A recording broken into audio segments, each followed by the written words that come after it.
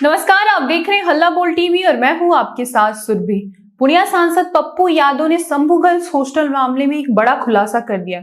उन्होंने दो नेताओं के नाम लिए हैं। आखिर कौन है ये संजय और कौन है ये गुप्ता, इसके बारे में और विस्तार से हमें बताएंगे हल्ला बोल टीवी के संपादक दीपक शर्मा। देखिए, पूर्णिया सांसद पप्पू यादव जब जेल से छूटे थे जी, तो कहा, कई लोग उन पर तंज कस रहे थे कि जब से जेल से छूटे हैं डर गए हैं, कुछ नहीं बोल रहा। लेकिन पप्पू यादव ने कल रात शंभू गर्ल्स हॉस्टल कांड को लेकर जो खुलासे किए हैं जी, उसने हड़कंप मचा दिया है। पप्पू यादव ने दो नाम लिए हैं। पूछा है कि कौन है संजय और कौन है गुप्ता। जी हाँ। और यह भी पूछा है कि इनसे क्या रिश्ता है मनीष चंद्रवंशी और मनीष रंजन का। तो पप्पू यादव कल फेसबुक लाइव के जरिए पप्पू यादव ने जो खुलासे किए हैं उनके बारे में हम आपको बताते हैं और इन खुलासों का क्या मतलब है इस पर भी हम चर्चा करेंगे। पप्पू यादव ने कहा है कि छात्रा की जो जान गई है वो सुसाइड नहीं है, बल्कि ये सुनियोजित तरीके से किया गया मर्डर है। पप्पू यादव ने कहा है कि नीट छात्रा की जो मौत हुई है ये सुसाइड नहीं है, उसे प्रभात मेमोरियल हॉस्पिटल के कुछ लोगों ने साजिश के तहत मारा है। और उन्होंने यह भी कहा है कि मैं इस केस को सुप्रीम कोर्ट तक ले जाऊंगा, सुप्रीम कोर्ट तक लड़ूंगा। पप्पू यादव ने बिहार के होम मिनिस्टर सम्राट चौधरी से कई मांग भी की है। पप्पू यादव ने कहा है कि प्रभात मेमोरियल हॉस्पिटल और कुछ प्रशासन से जुड़े लोगों की भूमिका की जांच होनी चाहिए। पप्पू यादव ने कहा है कि बोरिंग रोड के नागेश्वर कॉलोनी में रहने वाले संजय नाम के एक नेता और गुप्ता नाम के एक व्यक्ति के बारे में पता लगाया जाना चाहिए कि ये दोनों कौन है। हालांकि पप्पू यादव ने कहा है कि मैं संजय के बाद का संजय का टाइटल नहीं बताऊंगा और गुप्ता का पहला नाम नहीं बताऊंगा। और यह भी पूछा है कि बोरिंग रोड के नागेश्वर कॉलोनी में कौन सा ऐसा नेता है जिसका नाम संजय है, अंतिम नाम मैं नहीं बोलूंगा, जिसका घर खगड़िया में है। कौन है गुप्ता, जैसे संजय के बाद का नाम नहीं बोला वैसे ही गुप्ता के पहले का नाम नहीं बोलूंगा। जिसके ऑफिस में कौन कौन जाता था, क्या उसमें मनीष चंद्रवंशी नहीं जाता था।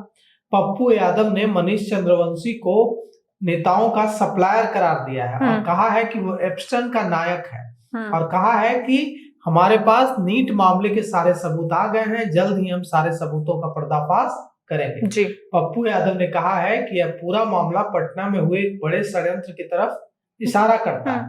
और यह भी कहा है पप्पू यादव ने दवाइयों के पुर्जा लेकर कि छात्रा को इलाज के दौरान नशे में रखने वाली सुइयां दी गई। और उन्होंने यह भी कहा है, कई दवाइयों का नाम लेकर कहा है कि बच्ची को संदिग्ध ओपियोइड पॉइजनिंग का दिया गया है। और यह भी कहा है कि उसकी बिना अनुमति के, बिना परिवार के अनुमति के उसके प्रेगनेंसी का टेस्ट करवाया गया। रिपोर्ट निगेटिव आने के बाद सबूत मिटाने की कोशिश की गई। और सांसद पप्पू यादव ने यह भी दावा किया है कि जो छात्रा का जब इलाज चल रहा था तो उसको लगातार सेडेटिव दवाइयां दी गई, जबकि वो पहले से बेहोशी की हालत में थी। और यह भी कहा है कि उसे फेंटेनिल इंजेक्शन दिया गया। फेंटेनिल इंजेक्शन दिए जाना पर भी उन्होंने सवाल उठाया। पप्पू यादव ने दो नेताओं का नाम लिया है और यह भी कहा है कि एसआईटी और सीआईडी ने सही तरीके से जांच नहीं की। यह भी कहा कि सिस्टम ने जांच को जानबूझकर कमजोर किया।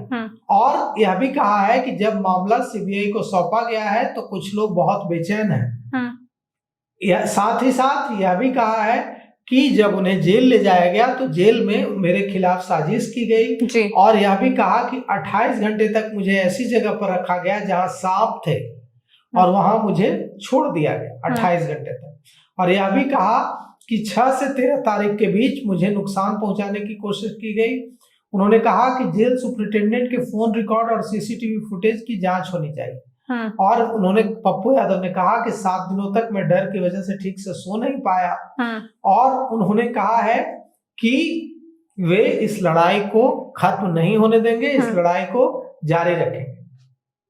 और अब देखिए, पप्पू यादव जब ये सब बोल रहे हैं तो सीबीआई की इंक्वायरी भी चल रही है। सीबीआई जहानाबाद जाकर छात्रा से जुड़े तमाम सामान, यहाँ तक कि उसका नेल कटर तक अपने साथ ले गया। और अब सीबीआई जिस तेजी से जांच कर रही है, क्योंकि इस मामले में जो बिहार झारखंड के सीबीआई के संयुक्त निदेशक हैं राजीव रंजन, वो खुद गए थे टीम का नेतृत्व करते हुए जहानाबाद के पतियामा गांव। इससे पता चलता है कि सीबीआई इस केस को कितनी गंभीरता से ले रही है और कितनी तेजी से इस केस को सॉल्व करने में लगी हुई है जी। तो कुल मिलाकर के अब देखिए इस मामले में क्या होता है।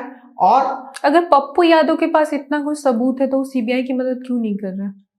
पप्पू यादव को सीबीआई को सौंप देना चाहिए। बिल्कुल सही सवाल है आपका कि अगर पप्पू यादव के पास इतने सबूत हैं और सीबीआई जांच कर रही है तो क्योंकि उससे तो बेटी को उनको तो न्याय चाहिए और न्याय तो इससे जल्दी मिलेगा। बिल्कुल, ये एकदम सही सवाल है कि अगर पप्पू यादव के पास इतने सबूत हैं और सीबीआई इस मामले की इंक्वायरी कर रही है, इन्वेस्टिगेशन कर रही है, तो पप्पू यादव को ये सारे सबूत सीबीआई को सौंपने चाहिए। वे सांसद हैं, वे ऐसा कर सकते हैं। देखिए वे ऐसा कब करता है जी। शंभू गर्ल्स हॉस्टल मामले को लेकर पप्पू यादव लगातार आवाज उठाते रहे, लेकिन कल उन्होंने एक कुछ ऐसा बयान दिया है जिससे बिहार की राजनीति में तो बवाल अब तय है। इसको लेके आपकी क्या राय है हमें कमेंट करके जरूर बताएं। फिलहाल इस पेशकश में इतना ही। तमाम खबरों के लिए देखते रहे हल्ला बोल टीवी। धन्यवाद।